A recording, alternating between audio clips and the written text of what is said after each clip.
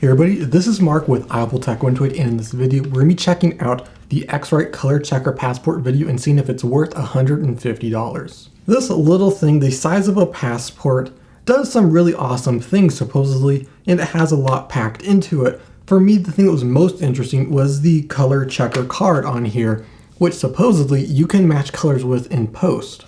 So you take a plugin or software that's built into your editing program and you trace around these colors. It'll know which one it is, and it's going to supposedly match the colors and make everything look perfect.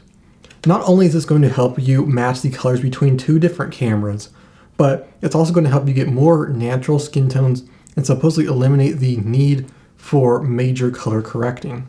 The one that we have right here is the Passport video, and it has a couple of additional features built in, such as your exposure checker, which makes sure that you can see all these colors and everything's properly exposed.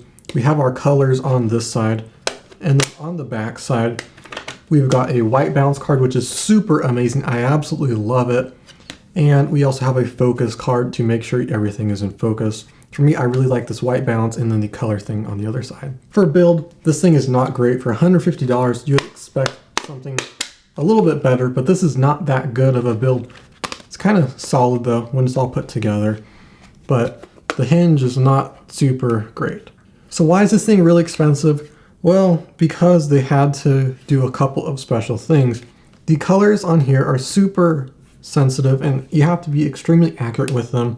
You also have a couple of glossy things right there, which are a little bit different that you don't usually see on something like this. So they have to do a bunch of stuff to make sure these colors are really accurate, and that's why it's super expensive. So for color correcting this video right here, I am going to be using two different pieces of software. Color Finale in Final Cut Pro 10 and the built-in one inside of DaVinci Resolve Studio. Both of these pieces of software are not cheap. Color Finale Pro is a several $100 piece of software, as is DaVinci Resolve Studio. So if we're spending that much money, you would expect at least it to work fairly decently on this. So from my experience, the card itself works for stuff like white balance and exposure. And also if you want to manually color correct using these colors. But for me, what I really wanted was the automation of it using the plugins, and I was extremely disappointed with the performance of them. I used the same shot in both pieces of software, and none of them really performed that well. It totally depended on the scene and what the lighting condition was, where it was placed, how close it was. Everything made a difference on whether the thing actually worked or not. I found that DaVinci Resolve was a little bit better than Color Finale because you actually got to pick the gamma that you're shooting in, as well as the target gamma, which is something you don't get in Color Finale. So because you get to pick your source gamma, it does help a little bit with the coloring in post, but for me, it's really not that great. Matching these two colors, where this one is shooting in a super flat profile and this one is shooting in a vivid profile, it didn't match them very well. And from shot to shot, everything was very much different. Nothing was really the same. So for matching color using the automation feature, it didn't really work.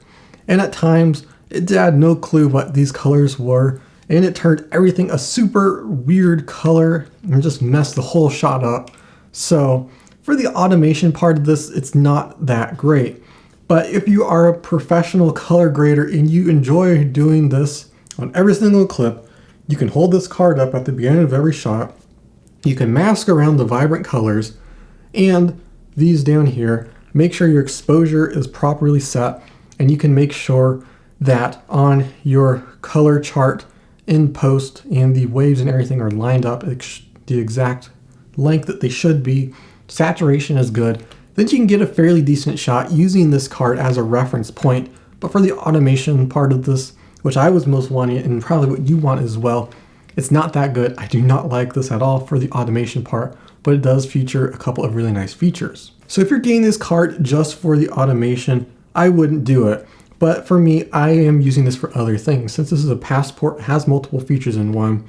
So I'm a big fan of this for post, manually color correcting. And like I said, I really like the white balance side, and it's also useful at times for the exposure checker. I never really used the focus thing, it's just kind of a sticker anyway, but it has a couple of neat features that's actually handy at times. So is this worth it? Well, Not if you're going for the plug-in option. It's just not that reliable. It's not super great. But if you're going to be using this for manual color correcting or any of the other features that the Passport has to offer, I totally recommend it, and it's a really great option to go for. But just keep in mind, it's $150, and don't expect great results from the coloring side with automation. But there you have it. That's all for this video. Thank you guys so much for watching as always. If you like this video, leave a like and hit that subscribe button for more videos like this. This is Mark with Untitled Chapter and I'll see you in the next one.